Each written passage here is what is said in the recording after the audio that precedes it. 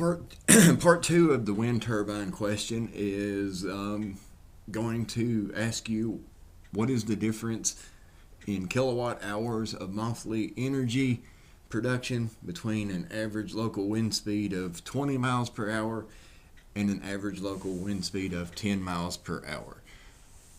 Again, there will be a chart that looks something like this, little graph. That'll give you all your information you need. Zoom out some. Alright, average wind speed on the bottom.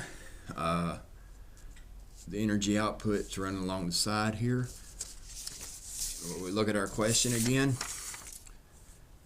it wants to know the difference between the average wind speed of 20 and the average wind speed of 10. So if we go back to our bar graph here, 20, move that up, right there would be our 20.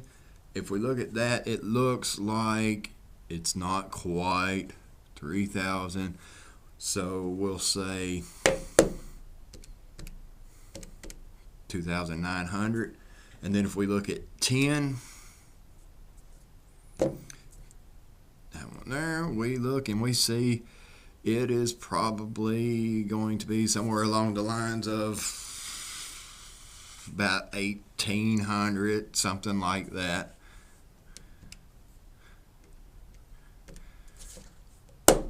So it wants to know the difference between those two speeds. Difference is the answer to a subtraction problem, so we subtract.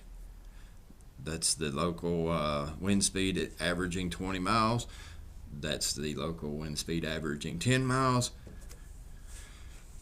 So the difference in energy output would be 1,100 kilowatt hours.